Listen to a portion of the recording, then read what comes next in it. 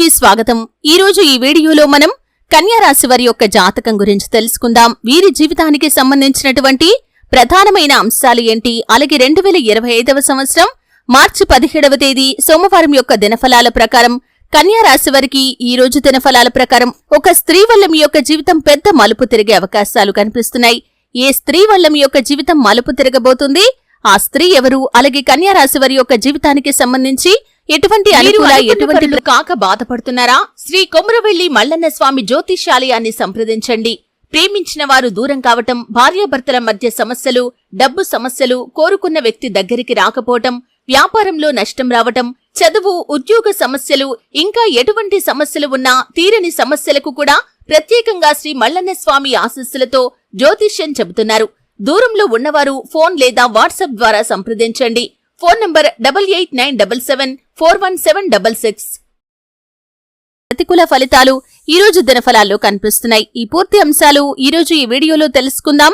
వీడియోలోకి వెళ్లే ముందు మా చిన్న రిక్వెస్ట్ ఏంటంటే, ఇదివరకు మా ఛానల్ ని మీరు సబ్స్క్రైబ్ చేసుకోనట్లయితే సబ్స్క్రైబ్ చేసుకోండి, అలాగే పక్కనే ఉన్న బెల్ ని ట్యాప్ చేయండి। అప్పుడే మేము అప్లోడ్ చేసే ప్రతి వీడియోకి మీకు నోటిఫికేషన్ అనేది వస్తుంది।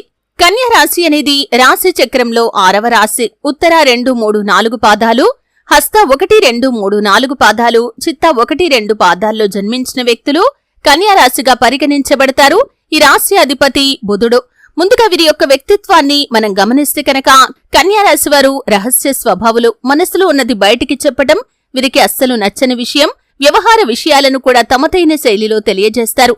భవిష్యత్తు గురించి ప్రణాళికలు చక్కగా వేసుకుంటారు, అలాగే సమయానుకూలంగా మాట్లాడే నేర్పు కూడా వీరికి ఉంటుంది।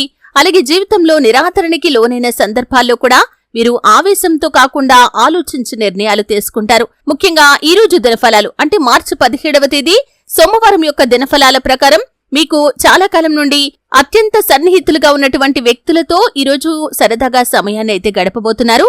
అలాగే కొంతమంది వ్యక్తులు వారితో కలిసి విహారయాత్రలకి కానీ బయటి ప్రదేశాలకి కానీ వెళ్లి సమయాన్ని స్పెండ్ చేసే అవకాశాలు కనిపిస్తున్నాయి।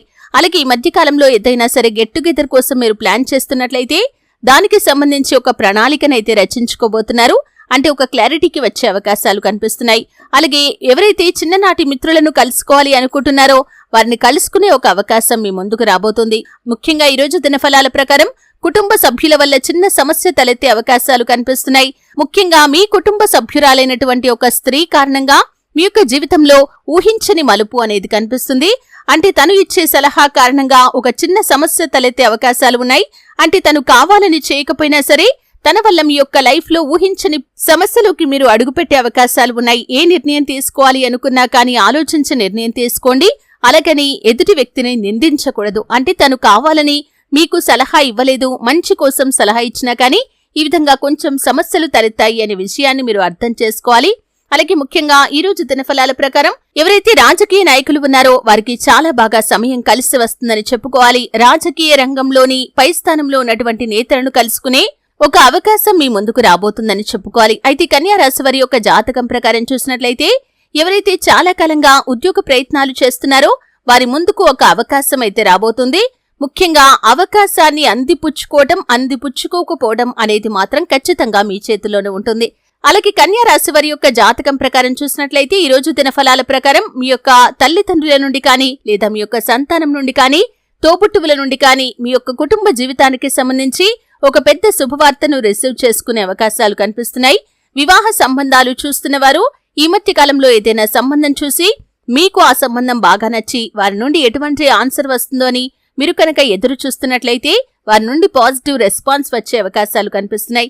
ఈ విధంగా అనుకూల ప్రతికూల ఫలితాల మిశ్రమంగా ఈ రోజు సాగిపోతుంది।